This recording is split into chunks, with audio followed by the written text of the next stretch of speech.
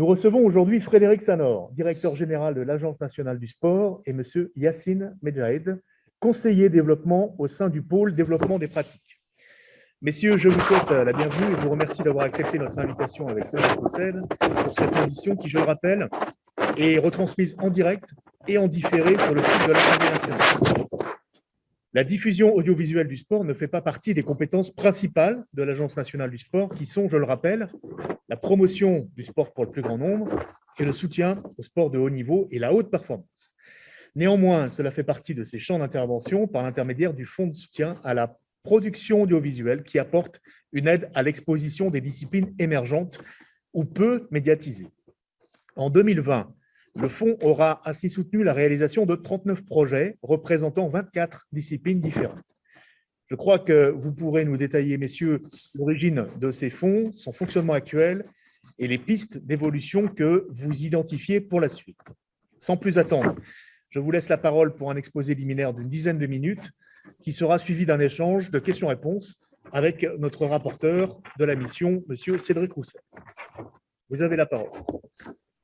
Très bien, merci beaucoup. Bonjour messieurs, bonjour à toutes et tous. Effectivement, l'Agence nationale du sport a repris lors de sa création en 2019 le fonds d'aide à la production audiovisuelle qui avait été initié déjà par le Centre national pour le développement du sport et qui méritait d'être maintenu puisqu'il défendait finalement des priorités, des orientations dans lesquelles l'agence, les objectifs qui lui sont assignés dans le cadre de la convention d'objectifs entre l'État et l'agence répondent parfaitement aux orientations initiales, à savoir le développement et la médiatisation de la pratique sportive féminine, ainsi que le développement et la médiatisation de la pratique sportive pour les personnes en situation de handicap.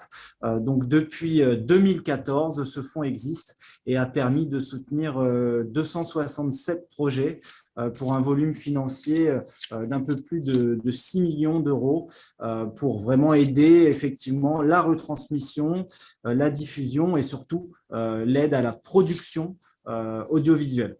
Alors, sur les grands axes de ce fonds, le type de projets qui sont principalement soutenus sont notamment des événements sportifs, ainsi que des documentaires ou des reportages. Mais c'est vrai que les événements sportifs représentent la quantité de projets la plus conséquente. On a dans ce cadre-là plusieurs orientations qui sont fixées par la proposition de la commission sur le fonds audio et qui sont entérinées par le conseil d'administration de l'Agence nationale du sport.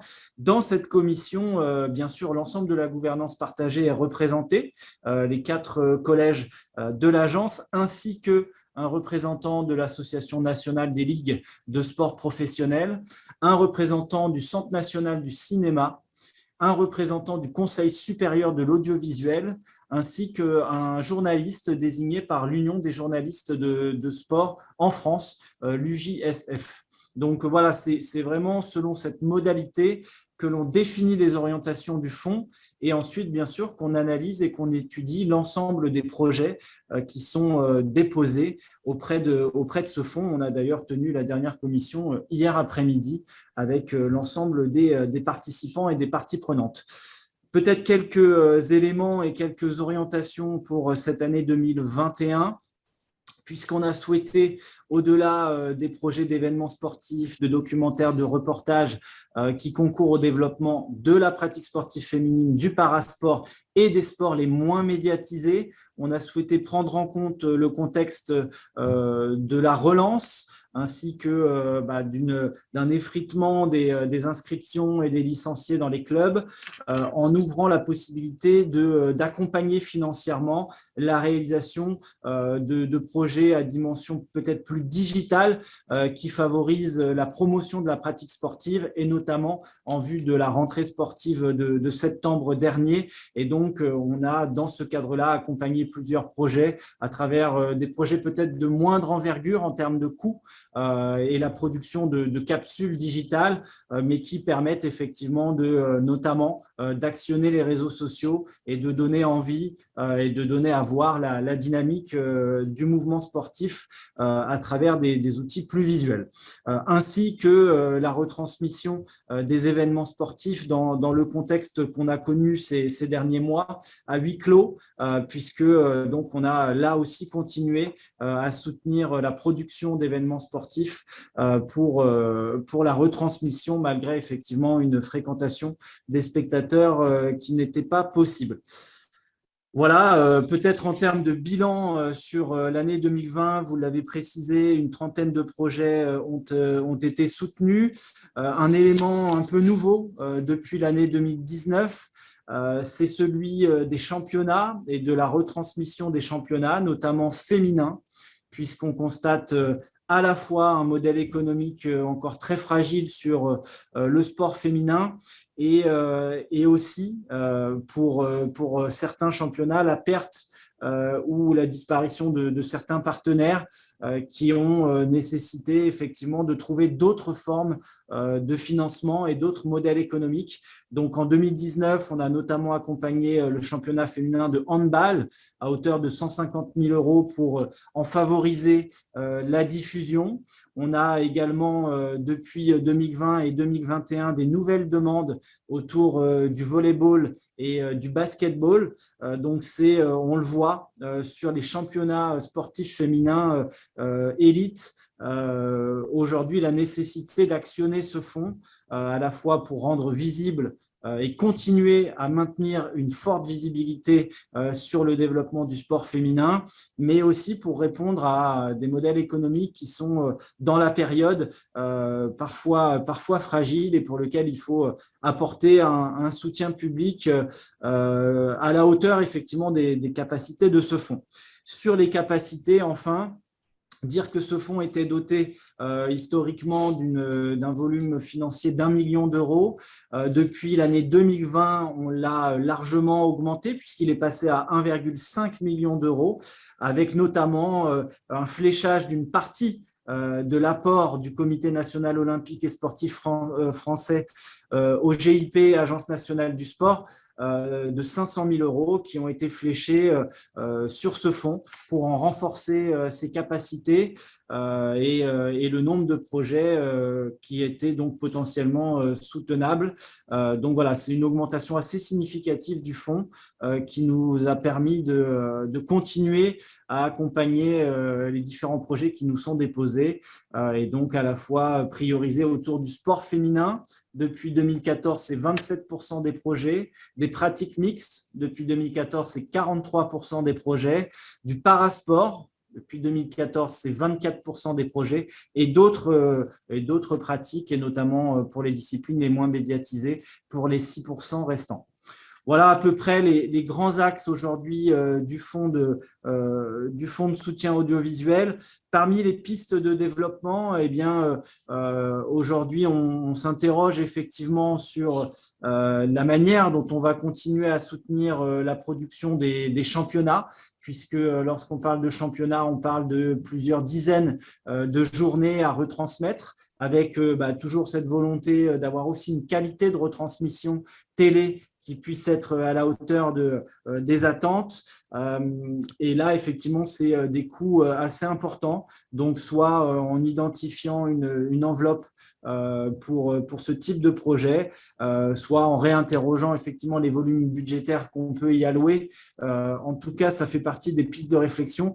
Pour le reste, on a aussi besoin de continuer à informer l'ensemble des porteurs de projets, notamment autour du sport paralympique et du développement du parasport, avec la nécessité d'en accroître encore la visibilité, notamment en vue des Jeux paralympiques de 2024, mais pas uniquement, aussi et tout simplement pour la place et le développement du parasport en France. Donc voilà, on a là aussi des pistes pour augmenter l'information, l'accompagnement des acteurs pour essayer d'en retransmettre le maximum de projets. Et peut-être une dernière information, depuis 2 ans maintenant, on a vu aussi l'émergence de la chaîne Sport en France, soutenue par le CNOSF, qui effectivement favorise aussi la retransmission et l'accès à une chaîne publique sur le développement du sport.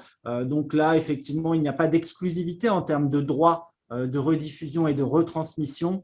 Il y a par contre une ouverture permettant à plusieurs fédérations qui jusqu'ici n'avaient pas leur place ou leur accès sur des chaînes publiques sportives de pouvoir être plus facilement retransmis, et en ayant toujours la possibilité, bien sûr, de proposer le signal à d'autres chaînes publiques ou privées, ou bien effectivement d'en commercialiser la diffusion au-delà de Sport en France, ce qui est aussi un élément un peu nouveau dans le panorama audiovisuel sportif, et qu'on souligne aussi. Et donc, on a plusieurs projets qui sont aussi amenés à être accompagnés dans ce cadre-là.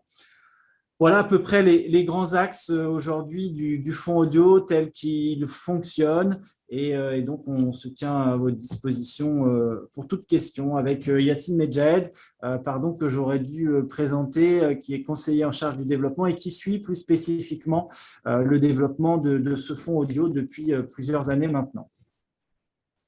Alors, monsieur le directeur, vous avez abordé là un petit peu l'historique, l'évolution notamment du montant du fonds de soutien audiovisuel de l'Agence nationale du sport et puis anciennement du Centre national du développement du sport.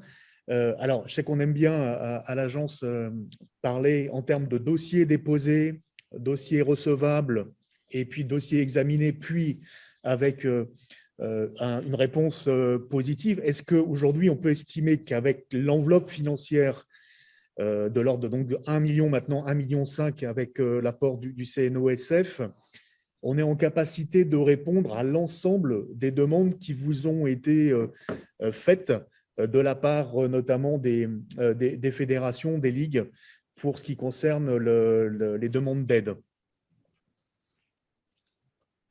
Alors, de manière générale, on a quand même un taux d'accompagnement, de soutien qui est assez important. Ce taux, il est capé à 50% des projets et du coût de production. Donc, parfois, entre la demande initiale et les 50% de cofinancement, il y a un léger ajustement. Je dirais que là où il y a une interrogation qu'il faut clarifier, c'est sur l'émergence de la demande, notamment de certaines fédérations et de certaines ligues nationales, à pouvoir accompagner la retransmission de leur championnat. C'est un élément nouveau, et c'est un élément qui finalement représente des volumes financiers assez importants, puisque parfois on parle de 40 ou 45 matchs, plus on peut y ajouter des phases de play-off, et donc pour le coup, ça peut représenter un grand nombre d'événements à retransmettre, à diffuser. Et là, effectivement, c'est un élément nouveau qui va venir comprimer un petit peu et densifier encore le nombre de dossiers. Donc, c'est un peu nouveau. On n'a pas énormément de recul en la matière, mais ce qui est certain, c'est qu'aujourd'hui, on n'est pas en capacité, avec l'enveloppe existante, d'absorber 100% des demandes relatives à la retransmission de ces championnats. Et c'est là où, effectivement, on fait aussi le tri, c'est-à-dire que entre les demandes qu'il peut y avoir et qui parfois ne rentrent pas dans les priorités du fonds, et effectivement les demandes dans l'absolu qui sont déposées, eh bien, il y a une analyse, une étude de la commission, et typiquement les priorités sont tournées, je rappelle le cahier des charges initial, vers le sport féminin et vers le parasport. Et donc, lorsqu'on a des demandes sur ce fonds pour retransmettre des championnats masculins, eh bien, c'est un enjeu de modèle économique, de diffusion, d'accès à certains sports, mais pour le coup, ça répond moins aux orientations initiales du fonds. Donc, soit on élargit le principe de ce fonds au sport féminin et au sport masculin, même pour certains sports qui sont déjà assez médiatisés. Soit on reste sur les fondamentaux qui étaient, et en tout cas qui ont été à nouveau entérinés il y a plusieurs mois par le conseil d'administration de l'agence. Et à ce moment-là, j'ai envie de dire que si on reste sur le sport féminin, le parasport et les sports les moins médiatisés, et on a des éléments de mesure précis en la matière avec notamment le CSA, eh bien, on a une enveloppe à 1,5 million qui permet quand même de répondre à une grande majorité des projets. D'accord. Et si on prend les dossiers qui sont effectivement recevables en fonction des critères que vous avez rappelés et des priorités de l'agence et de la commission qui s'en occupe, on arrive à satisfaire à peu près, même si c'est à 50% de coût de production, à peu près tous les dossiers qui rentrent dans la case. C'est ça, hein? Oui, alors c'est vrai que Frédéric l'a dit, on a un taux qui est extrêmement important sur le fonds audio. On a parlé des gros championnats qui sont arrivés avec l'arrivée de Sport en France et du coup, ça a amené des acteurs et des projets qui étaient peut-être un petit peu plus volumineux que par le passé. Mais très concrètement, quand des manifestations sportives et souvent, on a souvent des projets d'événements très, très locaux. Je prends les championnats du monde de sabre à Orléans en 2021, je prends les championnats d'Europe de canoë. Ce sont des événements qui remplissent les cases en termes de public et de pratiques peu médiatisées. Et très majoritairement, ces projets-là sont soutenus. On a un taux qui est vraiment très intéressant sur ce fonds. Et entre le nombre de dossiers qu'on reçoit et ceux qu'on soutient, on est à peu près à quel pourcentage? On doit être, je pense, peut-être à 70-80% de recevables sur les dossiers qu'on reçoit. D'accord. Merci beaucoup. Deuxième petite question. On vient d'évoquer la question de l'aide au coût de production. Et il y a la question après de la diffusion et de la visibilité, effectivement, et de l'exposition qu'on peut donner, notamment aux disciplines dites plus confidentielles. Je n'aime pas bien ce mot-là, hein, d'ailleurs, dans le sport, mais en tout cas, voilà, qu'on a moins l'habitude de voir effectivement sur nos écrans. Quand on regarde un petit peu le fonds de soutien audiovisuel, on voit qu'à peu près 60% à peu près des financements vont vers une diffusion sur la chaîne Sport en France. Voilà. Donc, vous avez rappelé tout à l'heure un petit peu comment elle était née il y a 2 ans. Et quand on regarde les parts d'audience en particulier, elles sont extrêmement faibles pour Sport en France. Bon, c'est normal pour un démarrage en particulier, même si c'est une chaîne qu'on voit en clair. Est-ce que vous réfléchissez à l'Agence nationale du sport à avoir des partenariats plus larges qui permettraient, alors en continuant à passer par Sport en France, hein, mais en élargissant un petit peu les possibilités de diffusion, puisqu'aujourd'hui il existe des plateformes qui sont notamment gratuites, hein, on en a auditionné d'ailleurs plusieurs, Sport Hall et aussi Bisport, qui ont des partenariats elles-mêmes avec certaines fédérations, certaines ligues pour diffuser des événements sportifs. Est-ce que vous avez réfléchi à des partenariats qui permettraient de booster quelque part la diffusion et l'exposition? Alors, effectivement, on a vu apparaître plusieurs types de plateformes et de médias nouveaux permettant d'avoir là aussi une diffusion plus large ou en tout cas nouvelle et complémentaire. Donc, c'est des acteurs avec qui on a bien sûr des échanges, avec qui on discute depuis plusieurs mois. Alors, on est néanmoins dans notre première approche, à savoir que pour aujourd'hui, financer ou cofinancer un projet et en prendre en charge du coup une partie des coûts de production, il faut que l'accès soit intégralement gratuit. Donc ça, c'est vraiment un premier point très important et c'est ce qui fait qu'effectivement, parfois, on ne peut pas aller beaucoup plus loin sur certains dossiers qui nous sont déposés parce qu'il y a une forme d'abonnement ou au contraire certains matchs qui sont pour le coup peut-être d'un point de vue médiatique et d'audience plus attractifs, qui sont eux soumis à un engagement payant. Et donc dans ce cadre-là, on n'intervient pas et aujourd'hui effectivement on ne peut pas apporter de financement. C'est une réflexion qu'on a en tête. Le problème étant que voilà, c'est compliqué de s'engager avec un acteur plus qu'un autre. On souhaite vraiment pouvoir plutôt réfléchir à une offre et à un bouquet d'acteurs et de plateformes qui surtout donnerait la possibilité aux acteurs du sport et aux fédérations notamment ou aux organisateurs d'événements de pouvoir avoir des accès facilités. Parce qu'aujourd'hui, une des difficultés qu'on a, c'est tout simplement que certaines disciplines, et notamment non pas des disciplines effectivement confidentielles ou des petits sports, il n'y a pas de petits sports, mais ont beaucoup de difficultés à être diffusés. Là, typiquement, on voit que même pour un événement qui arrive ce week-end, comme le Grand Slam de judo, qui était avant diffusé sur l'équipe, et va être maintenant diffusé sur Sport en France. Donc, on voit bien qu'il y a des évolutions sur les grilles et les programmes qui sont déployés et donc avec certaines orientations, même sur des disciplines olympiques qui brillent et qui du coup attirent des grands champions médiatiques identifiés, qu'il y a des glissements sur l'organisation des grilles et la diversité des sports retransmis.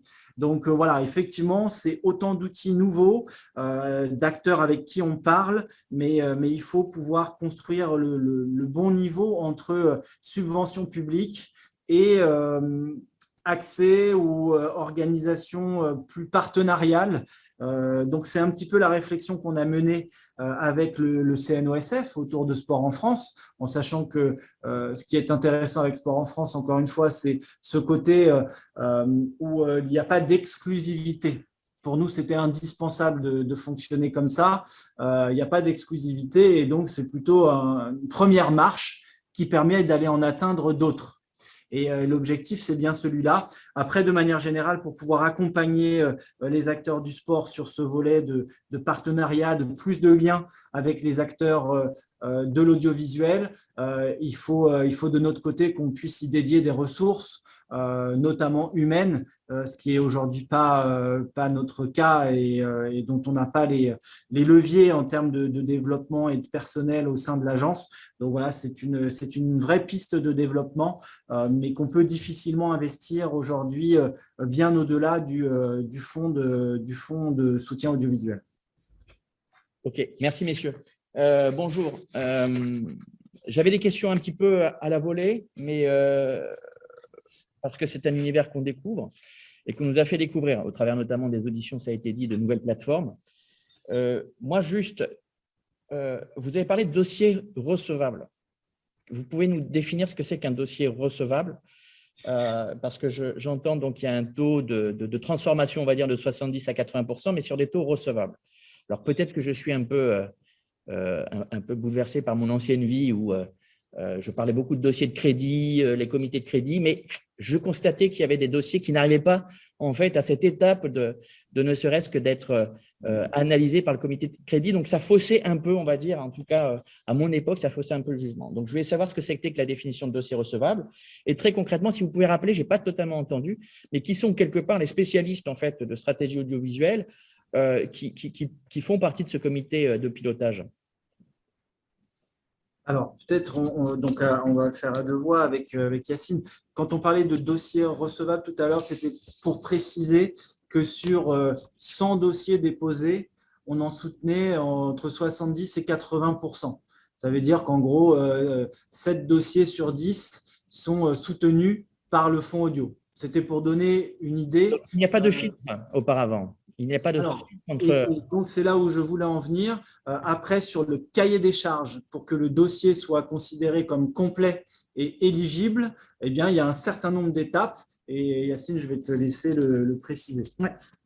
Sur la recevabilité, alors on n'est plus sur du volet administratif. Il faut avoir, si c'est une association sportive, il faut avoir le soutien d'une fédération pour pouvoir déposer un projet sur le fonds d'aide à la production audiovisuelle, parce qu'on estime qu'il faut avoir le soutien et l'avis fédéral favorable pour pouvoir déposer un projet d'événement sportif, par exemple. Et il y a aussi la garantie de diffusion. L'idée, c'est pas de soutenir on a parfois des demandes sur des diffusions Facebook ou YouTube qui nous paraissent pas en l'état totalement recevables, et du coup, il faut avoir une diffusion sur une chaîne en clair. Donc, ça peut être Sport en France, ça peut être l'équipe, ça peut être France Télévisions. Mais il faut avoir cette garantie-là pour pouvoir être soutenu dans le cadre du fonds audio. Et après, sur les pièces administratives, un devis. Voilà, exactement, devis de la production, le budget de production de l'événement ou du reportage. Il faut également les statuts de l'association qui dépose et le dossier de présentation de l'événement ou du reportage qui sont Ok, merci. Donc, qui est, excusez-moi, si vous pouvez redire, qui fait partie de ce comité de pilotage que vous avez évoqué? Alors, il y a, donc, comme je le précisais, des représentants des 4 collèges de l'agence, dont les représentants du CNOSF et du CPSF.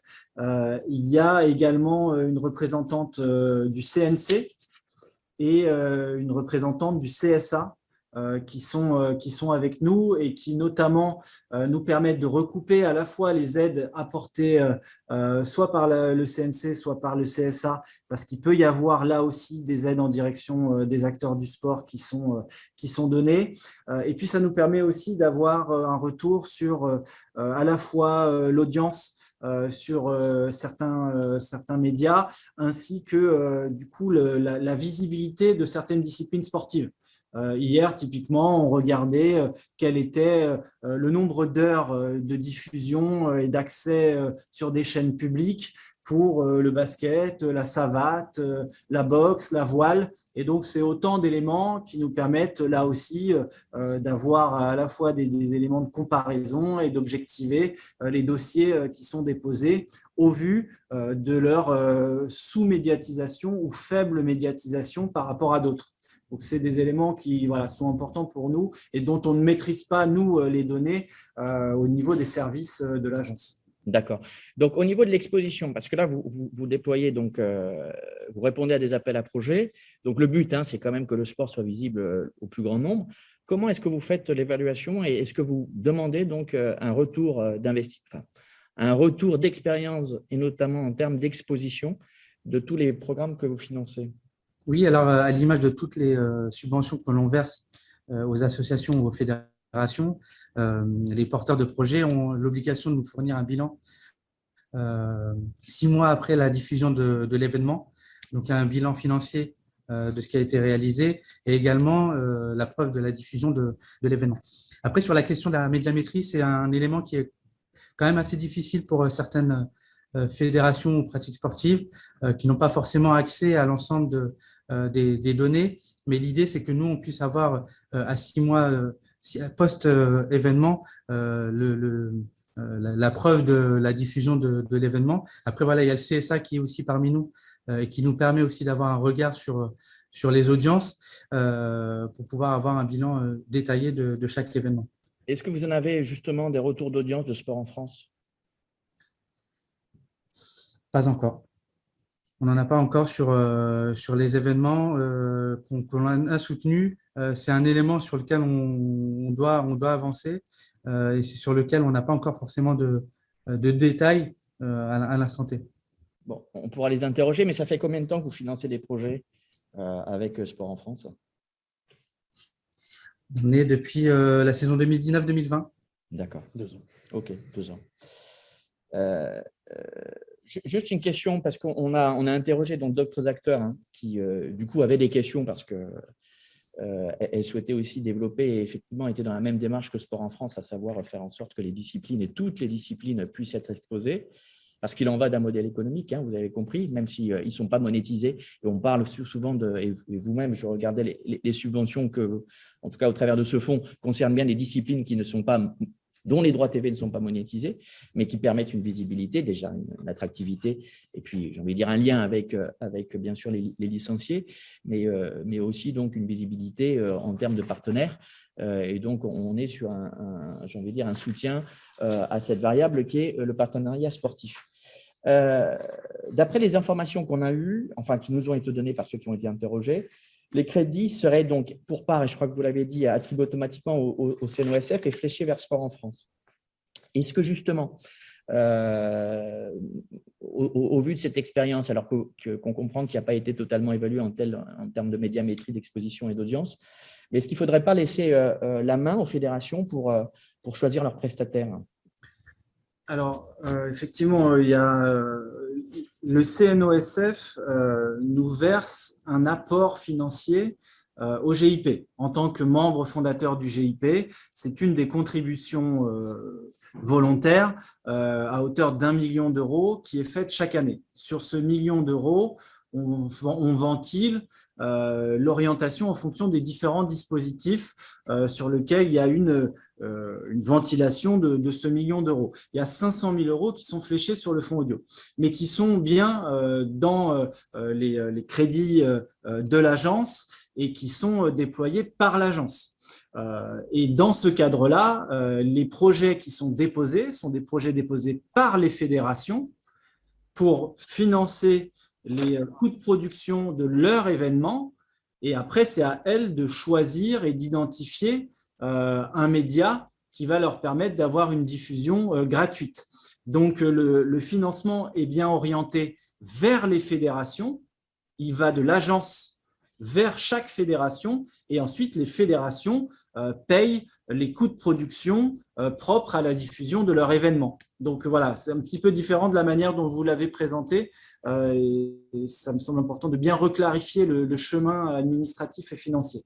Alors, ce sont les acteurs qu'on a interrogés qui nous expliquaient ça comme ça, donc on leur redira. Nous, on ne fait que, enfin, on ne peut pas d'interprétation ni quoi que ce soit, moi, je ne fais que poser des questions et des interrogations qui nous ont été émises lors de précédentes auditions, en fait. Juste, en fait, pourquoi cette question? Parce que je ne sais pas, je ne suis pas spécialiste, mais en termes de droit de la commande publique, est-ce que justement ce droit de la commande publique, il n'imposerait pas d'organiser des appels d'offres pour la captation des compétitions?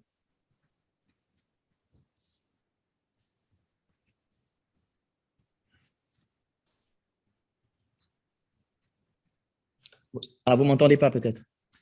Si, on vous entend. Moi, il faudrait qu'on fasse une analyse plus précise. Effectivement, il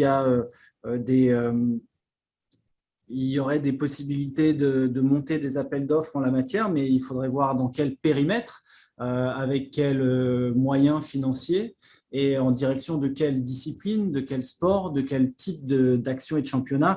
Là, on est bien sur une logique d'appel à projet.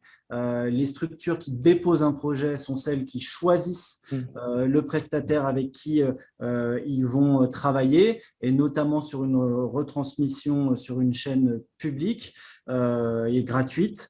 Donc voilà, après, comme un appel d'offres plus global, ce sont des choix à dimension plus politique qu'il faudrait acter en conseil d'administration. Non, c'était surtout faire le lien sur l'objet de la mission, enfin le point de départ de cette mission d'information qui sont les droits TV et un appel d'offres des droits TV qui pour part donc fait partie de l'objet de cette mission, en tout cas en termes de diagnostic, ce qui ne nous empêche pas de nous projeter. Peut-être un tout petit point, parce que c'est effectivement une discussion qu'on a eue un peu plus tard qu'hier en commission. C'est la question des droits télé, et notamment lorsque certaines fédérations françaises ne disposent pas des droits sur leur événement, puisque c'est la fédération européenne ou internationale qui en dispose. Et donc, pour faire l'acquisition de ces droits, il y a un coût, il y a un ticket d'entrée. Et ce ticket d'entrée, voilà, certains ou certaines nous demandent de pouvoir les soutenir dans ce cadre-là. Aujourd'hui, ce n'est pas possible. C'est une des questions qu'il faudra se poser. Mais là encore, acheter les droits d'un championnat européen de telle ou telle discipline comparativement à d'autres sports qui peuvent représenter des coûts au-delà, bien entendu, des milliers d'euros et pouvant monter bien plus haut, tout à coup, ça ouvre la porte à des discussions dont il faut pouvoir apporter des réponses par la suite. C'est la raison pour laquelle aujourd'hui, on s'est quand même encore concentré sur nos priorités, à savoir le sport féminin, le parasport et les sports peu médiatisés.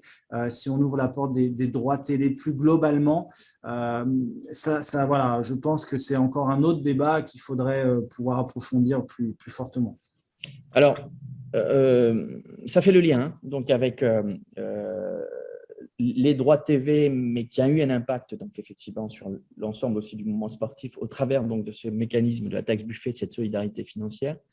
Donc très concrètement, puisqu'on va attaquer le budget, en tout cas en tant que parlementaire à l'Assemblée nationale très prochainement, on voudrait que vous puissiez nous faire un point précis comptable, alors même si peut-être qu'il y a des exercices, mais voilà, d'impact direct sur les finances de l'ANS du retrait de Mediapro.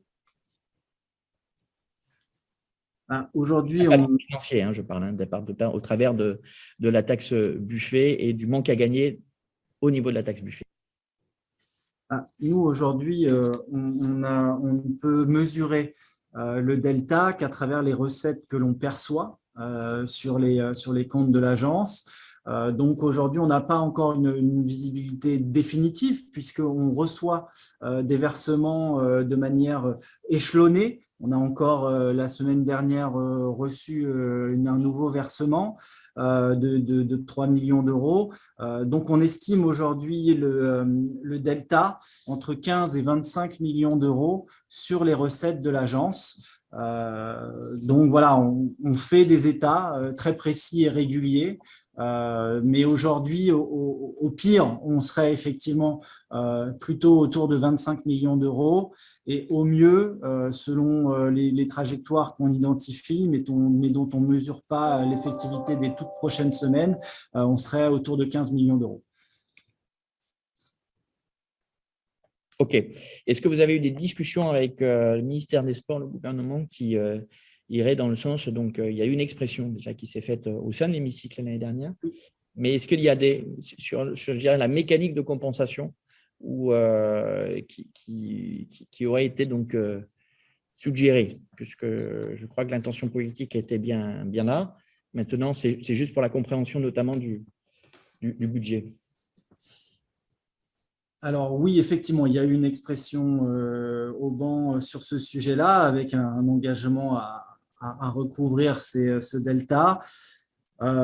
Aujourd'hui, on a effectivement plusieurs discussions en la matière pour en donner une des pistes dont il faudrait entériner effectivement l'effectivité avec les autorités gouvernementales. C'est plutôt le PLFR qui est identifié.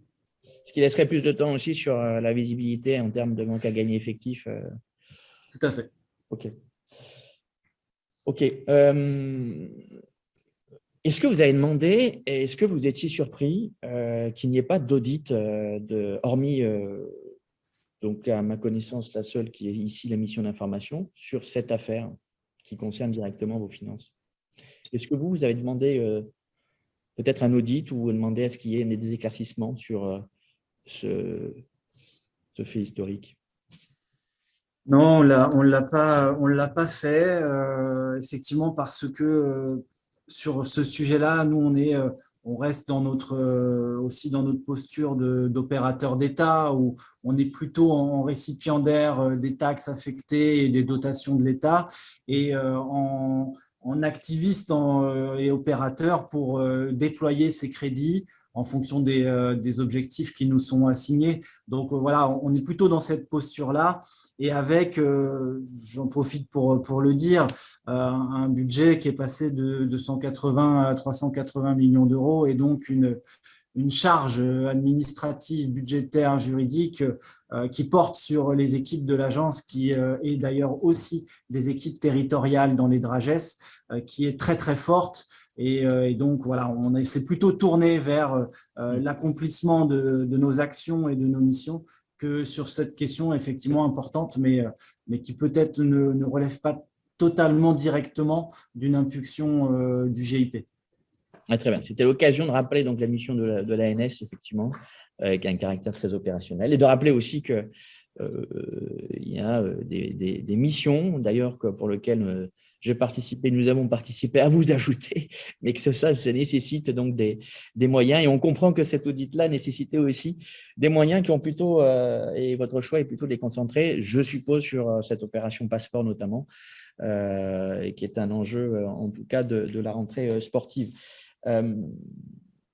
Juste, je dis ça tout simplement parce qu'effectivement, on a posé la question à la LFP sur cette manque d'audit et j'ai envie de dire qu'ils avaient un petit peu, alors qui n'est pas votre position parce que vous êtes opérationnel, mais un peu cette réponse de dire on ne nous a pas demandé de faire un audit, donc on ne l'a pas fait. Bon, donc ce qui n'est plus le sport du football, mais plutôt du tennis ou du rugby.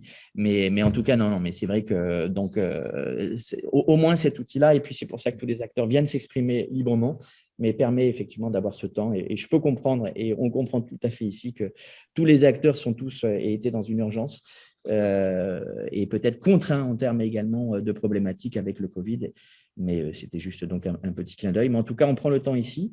Et moi, je voulais peut-être terminer sur une dernière question plus ouverte sur justement donc, concernant le sujet dont on a parlé et dont vous avez tout à fait conscience, qui est un soutien à l'exposition la plus large, tout en ayant ce qui demande aussi, j'ai envie de dire, peut-être des moyens supplémentaires ou soit j'ai envie de dire, des associations et peut-être des acteurs qui pourraient venir compléter cette stratégie audiovisuelle qu'on imagine ici, je vais dire, être une stratégie entre guillemets nationale, puisque entre les différences, entre les disciplines qui sont médiatisées, celles qui ne le sont pas, celles pour lesquelles le modèle économique est fortement impacté, celles qui pourraient être fortement plus valorisées aussi.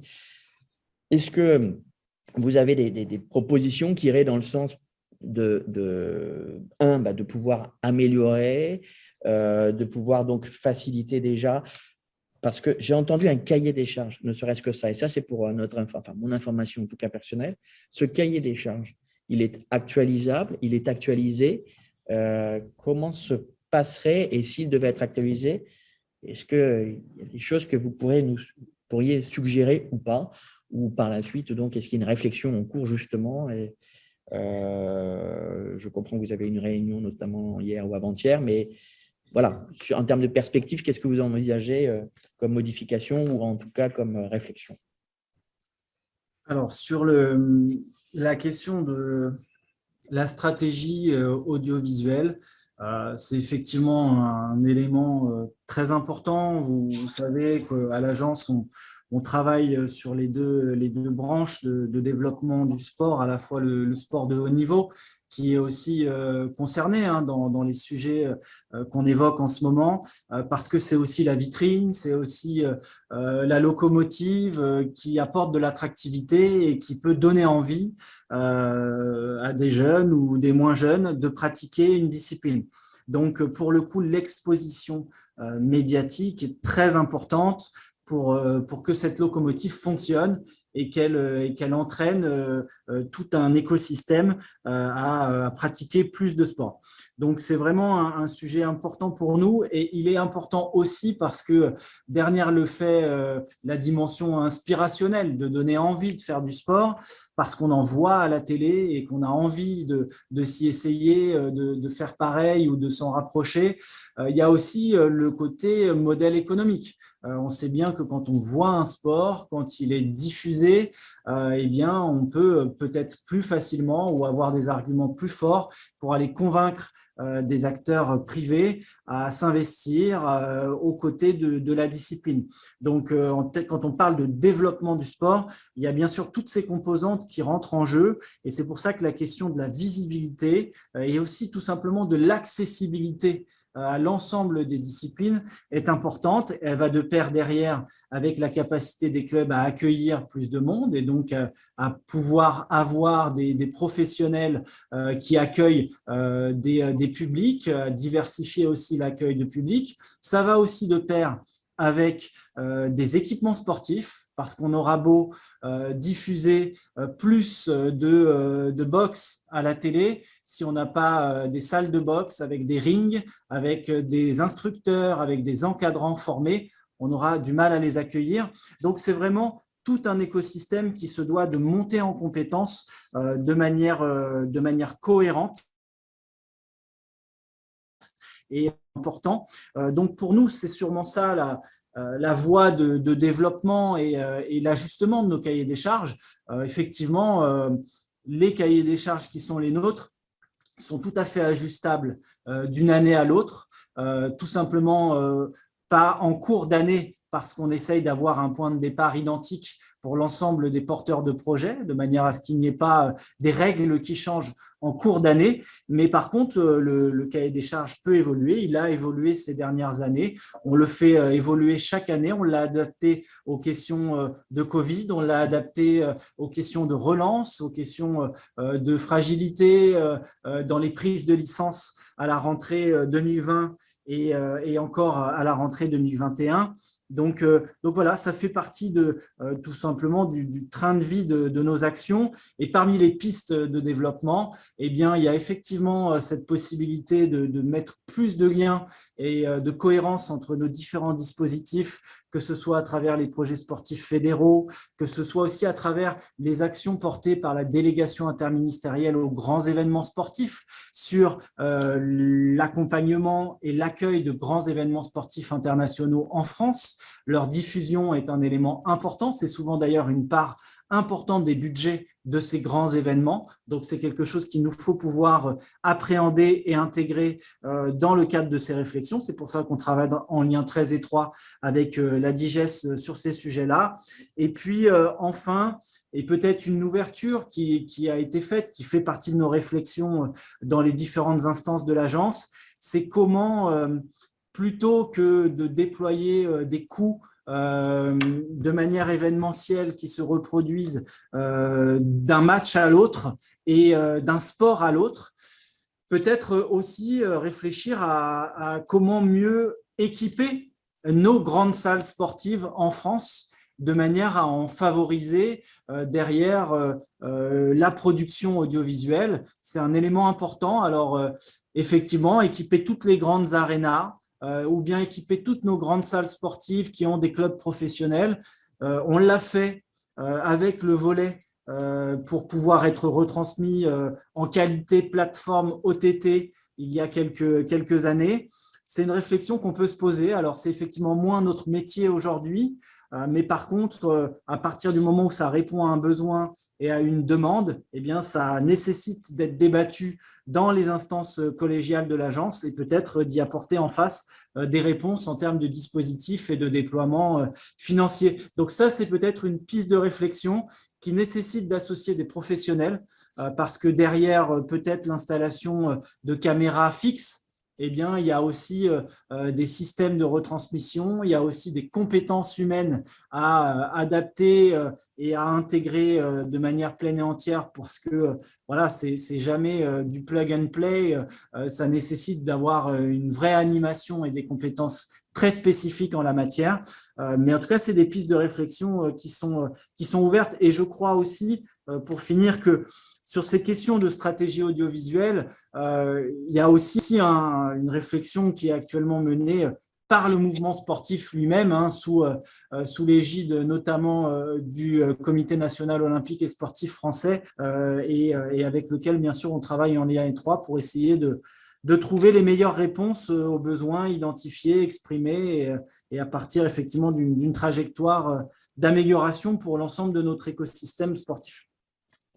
Donc, c'est bien ça. Nous sommes d'accord qu'aujourd'hui, je dirais le fonds, mais en tout cas les dossiers d'investissement dans une technologie qui s'inscrirait donc vraiment dans une logique d'investissement et non pas des événements épisodiques, sont des dossiers qui ne sont pas déclarés recevables aujourd'hui au titre du cahier des charges? Oui, non, aujourd'hui, on ne finance pas d'investissement direct. Voilà, c'est une réflexion qui a été ouverte lors de notre dernier conseil d'administration et qu'on va continuer à pousser pour voir quel type de réponse pourrait être apportée. Est-ce que ça pourrait aller, excusez-moi Frédéric Sanor, sur notamment une réflexion en termes d'emploi et dans ce cas-là, on va dire d'emploi de journalistes sportifs audiovisuels, je ne sais pas, également, et qui pourrait donner lieu donc à une enveloppe et peut-être une mutualisation ou aussi une réflexion plus d'ensemble, et là pour aller vers logique aussi de développement des emplois et des métiers. C'est une piste de réflexion. Effectivement, aujourd'hui, on a ouvert les emplois cofinancés par l'agence. Initialement, c'était principalement des éducateurs sportifs. C'est à peu près 5000 emplois par an qui sont cofinancés. D'ailleurs, qu'on a rehaussé à 6500 avec les orientations du gouvernement sur le plan de relance. Et donc, on les a décloisonnés au-delà des éducateurs sportifs pour accompagner le recrutement de chargés de projet, chargés de mission, chargés d'événements sportifs, de chargés de partenariat, voire même de chargés de mécénat. Donc, on a ouvert.